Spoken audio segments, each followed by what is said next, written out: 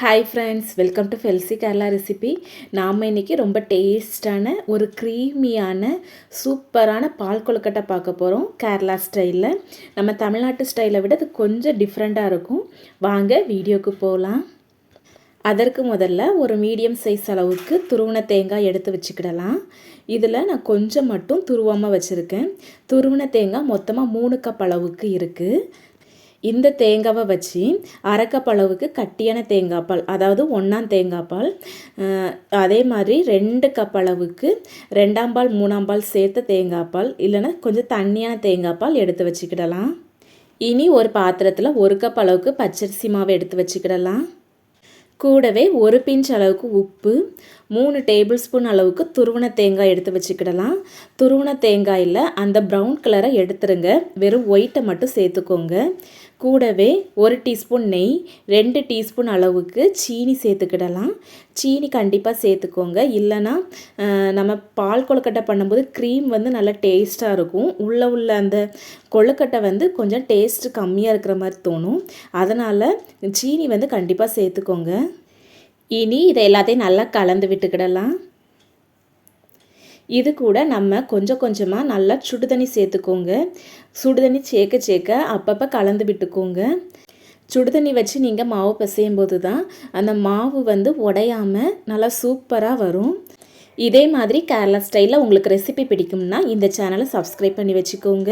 கூடவே பெல் பட்டனை கிளிக் பண்ணி ஆல் ஆப்ஷனை கிளிக் பண்ணி வச்சுக்கோங்க. இனி இதை ஒரு மூடி வச்சு மூடி கொஞ்சம் வெதுவெதுப்பெல்லாம் அடங்கினதுக்கப்புறம் நம்ம கையால் இதை கலந்து விட்டுக்கிடலாம். கொஞ்சம் அந்த இடியாப்பம் மாவு பிசைகிற மாதிரி நல்லா கலந்து விட்டுக்கோங்க.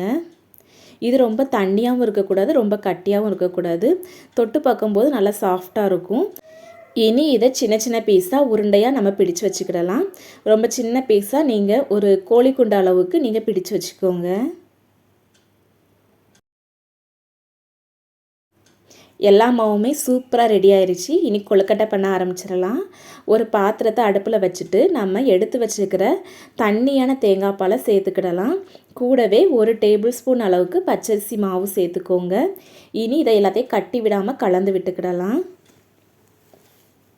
தேங்காய் பால் நல்லா சூடாகி அந்த கொதிக்கிற ஸ்டேஜ் ஆரம்பிக்கிற நேரத்தில் நாம் எடுத்து வச்சுக்கிற அந்த கொழுக்கட்டையை இது கூட சேர்த்துக்கோங்க. ஒன்றா சேர்த்துக்கோங்க, மொத்தமாக சேர்த்துறாதீங்க. இதை கிண்டி விட வேண்டாம். ஒரு நிமிஷம் மட்டும் நல்லா கொதிக்கட்டும். அதுக்கப்புறம் இதை லைட்டாக அப்படியே கலந்து விட்டுக்கோங்க.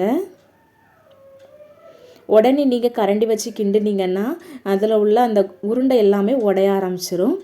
இனி அரை கப் அளவுக்கு சீனி சேர்த்துக்கிடலாம். சீனியோட அளவு கொஞ்சம் கூட்டவோ குறைக்கவோ செஞ்சுக்கிடலாம். அரை கப் அளவுக்கு சீனி மீடியமான ஸ்வீட்டில் சூப்பராக இருக்கும். இனி இதை ஒரு மூடி வச்சு மூடி ஒரு 10 நிமிஷம் நல்லா வேக விட்டுக்கிடலாம். ஆனால் அப்பப்போ இடையில எடுத்து கிண்டி விட்டுக்கோங்க, இல்லைன்னா அந்த பால் எல்லாமே அடியில் போய் அடிப்பிடிக்க ஆரம்பிக்கும். ஒரு 10 நிமிஷத்துக்கு அப்புறம் ஒரு உருண்டையை எடுத்து செக் பண்ணி பார்த்துக்கோங்க. எனக்கு நல்லா வேகிறதுக்கு ஒரு 10 நிமிஷம் ஆயிருக்கு.